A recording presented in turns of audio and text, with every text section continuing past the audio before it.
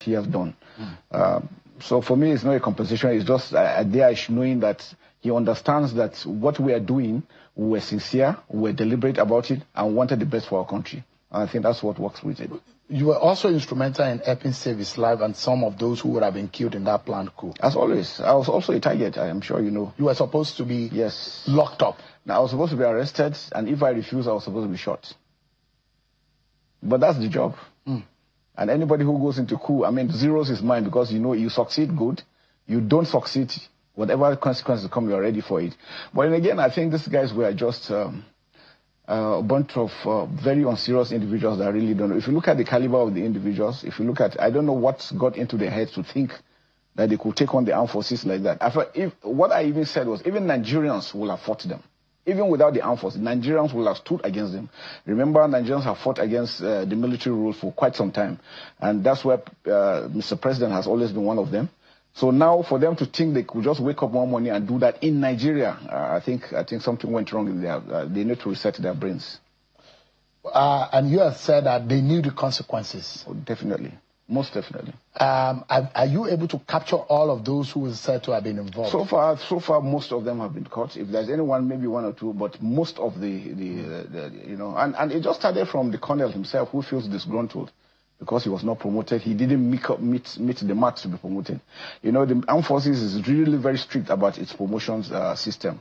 So he didn't make it. And so what he decided to do was to probably go around, look at other people that had one issue or the other, not promoted or felt that they were not posted rightly and all these things, and they tried to bring them in. And my pain is all those young officers that didn't understand what was going on, that he had put in this mess, and now they have to face the consequences. Hello, everyone. You just watched the Minister of Defense. He used to be the Chief of Defense Staff. You know, he was retired, and then he was brought in as the Minister of Defense, General Christopher Musa.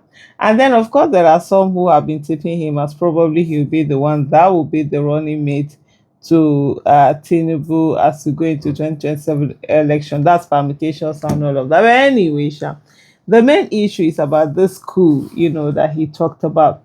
I've seen myself conflicted about this whole coup talk. On one hand, I'm thinking, is there really a coup?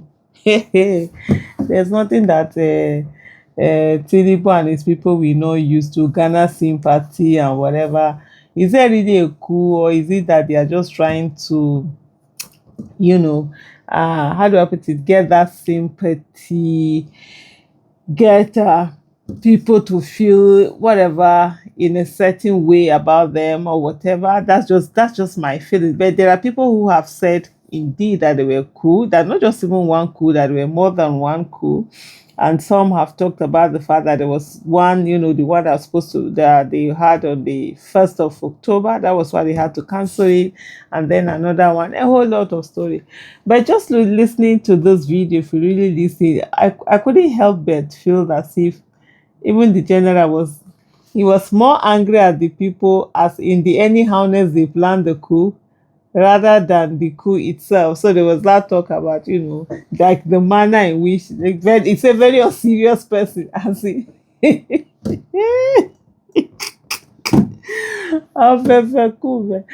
in if you are really serious, if you want to plan coup, you plan it seriously and take it over. But on a very serious note, I see a lot of people who are really fixated and in love with this whole idea of a coup. A coup is a no-no. Having a military dictator, that's the worst thing that can happen to Nigeria, I tell you. And there are so many people, maybe they have forgotten what military era is, or there are a lot of people who don't even know what military era is. I mean, democracy came back to Nigeria in 1999, and by May 29th this year, it will be 27 years, and the people that were born then will be 27 years. I mean, those are really more than even adults, right?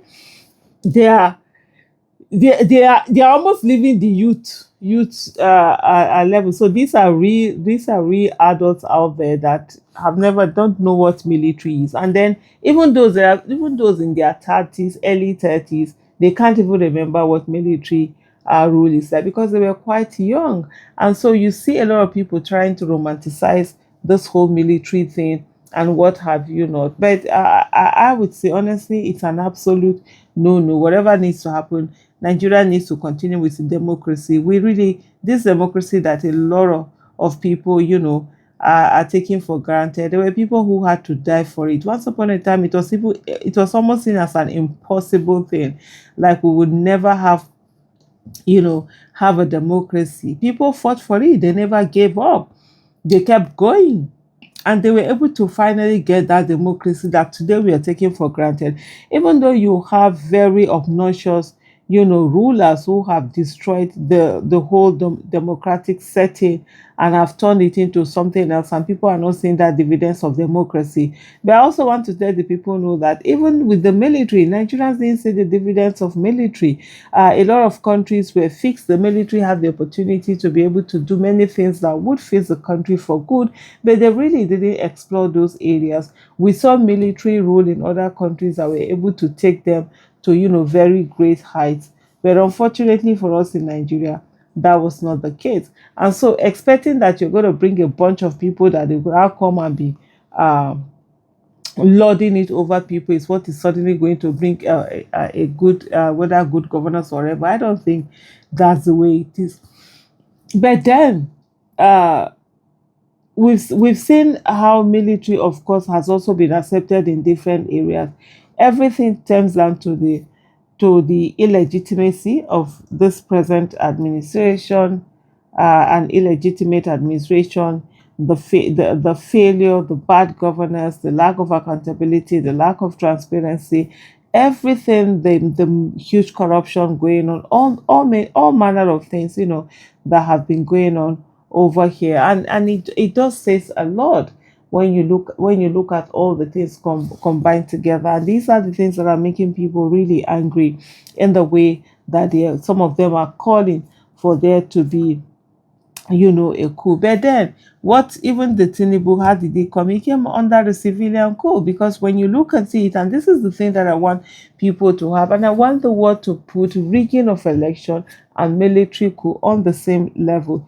The person who rigged the election and the person who is doing a coup, they are one and the same person. These are people who are taking power that does not belong to them, that has not been legitimately given to them, and then they legitimize it. And this is what I always also say: when people come in through a coup, and then they put themselves in office, and they're telling, oh, but that person is in office, but it doesn't legitimize the fact that you have just taken something that was not given to you. But like I said earlier at the beginning of this video, I don't even know whether this is true. I would not be surprised that this whole thing, they're just milking it to be able to get some kind of sympathy or whatever. There is really nothing going on. But then there are many reports where they are saying this happened after, of course, initially denying it again and again and again. But whatever it is, bye bye, everyone.